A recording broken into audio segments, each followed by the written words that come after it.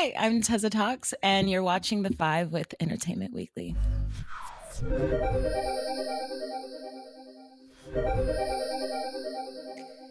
I definitely have like a couple of, just little answers for this because I can't say that like, oh, I know exactly where to shop and this is where I got this all the time. But comfort is a huge part of my style. And then also like goth couture is something I always try to like incorporate. Vivienne Westwood is really dope to me, and I can't afford her pieces, but the fact that she has this like rebellious angst in her designs and like layering and just is unapologetic with her like patterns, I think that's super cool. So um thrifting, there's a shop that I love here in Seattle called New York Exchange, and they kind of like are a thrift store for some popular like goth couture shops like Killstar, um, and just like a few other like local designers, but you can get it for an affordable cost. And so I got with them, and I was like, hey guys, I'm going on tour because I would usually like shop for stuff from them like all through 2019. And that's kind of where I was able to like lay it out and get prepared for tour. I definitely had all the outfits picked out, but it wasn't until like the day of the show that I would actually pick what I was going to wear. I just knew I had kind of options to choose from. I want to feel good going on stage. I want to like feel comfortable, and I want to also be able to feel like I can be seen through the people that I'm connecting with. Like, oh, I could wear that too. Like, I have a little sister, and I don't know why, but her complimenting me on my outfit is probably like the biggest flex for me. If she loves it, then I love it. It's like, it works out perfect. Being a woman, I mean, and coming from a long line of just strong, powerful women, overcoming some just difficult challenges in life in the most triumphant way has been an inspiration for me to follow those same footsteps. I think another thing too is representation.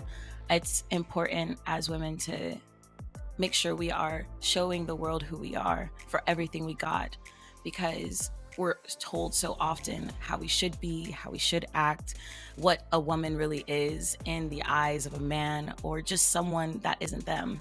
And if I can bring all of myself to a stage and be seen, I would hope that it inspires that same spark in another woman to fearlessly go out there and be the incredible goddess phoenix that she is. Rise from the ashes, like become you, and do not take any, can I say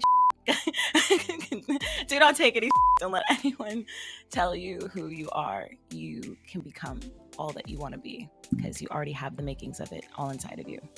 So that's really important to me. If I can do that, I feel like that's a win.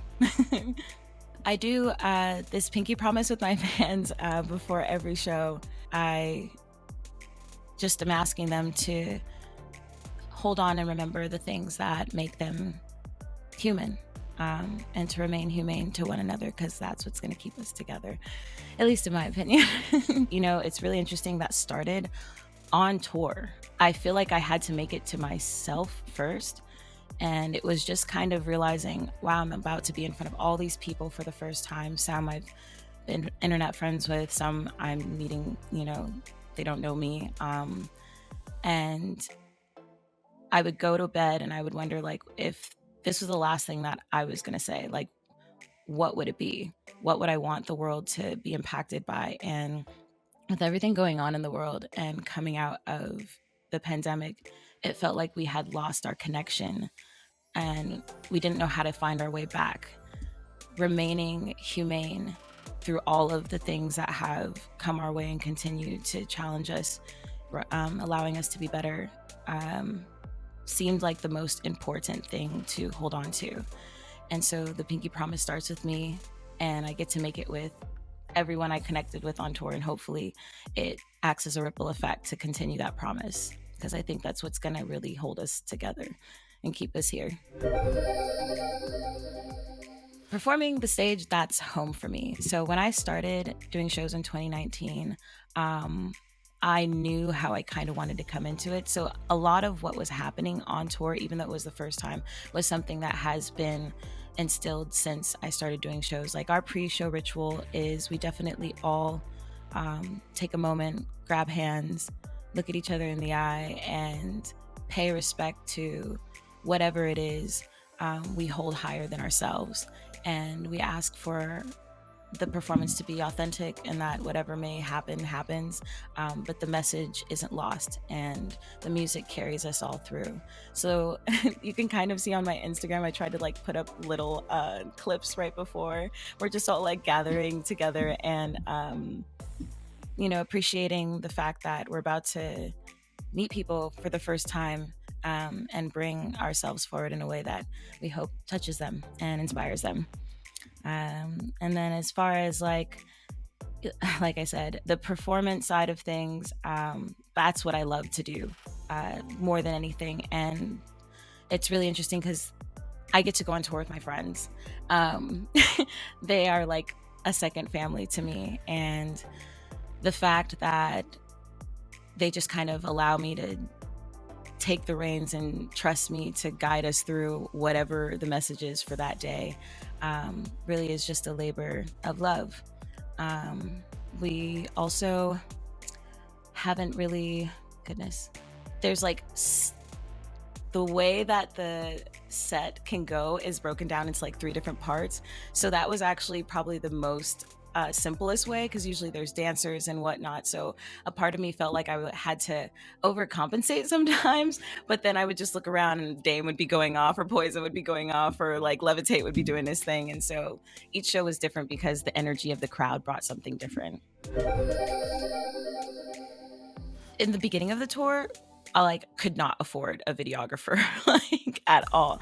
And then we decided, because oh my goodness, like we're about to play Webster Hall, it's sold out. This is iconic. We have to get somebody out here. And luckily, Connor Jobler is not only an incredible videographer, he's also an amazing friend. And he hopped on a red eye and was like, I'll be there, and shot the Webster Hall show, and every show after that, and captured some incredible moments that really made me appreciate after tour why I'm so thankful that we got the opportunity to do this.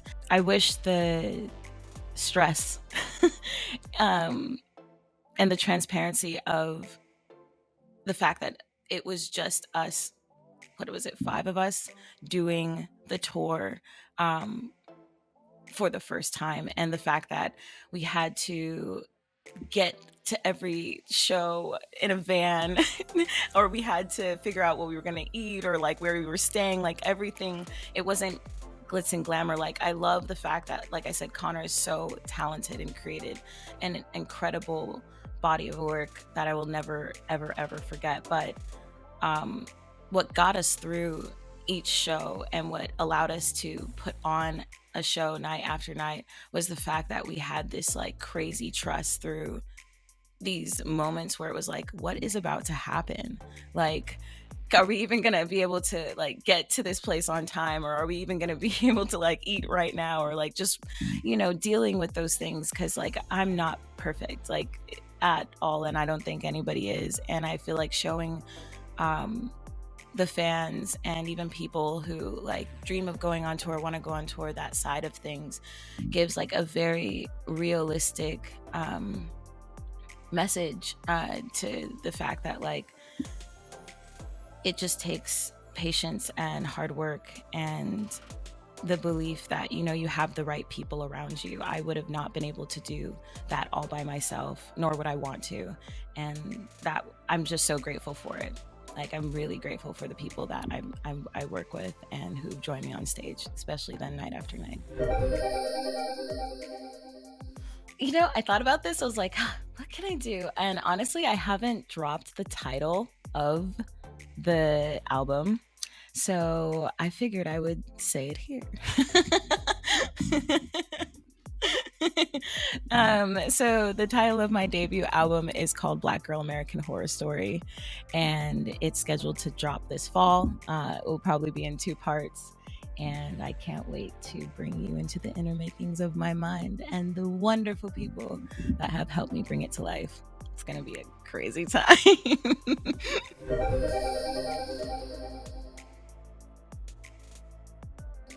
Hands down, poison ivy. Hands down. Like, have to. You should see my house. It's like full of plants. I have this obsession with plants, one. And the fact that she was brought into this the series the same way Harlequin was, and then they became a duo, and they're also married.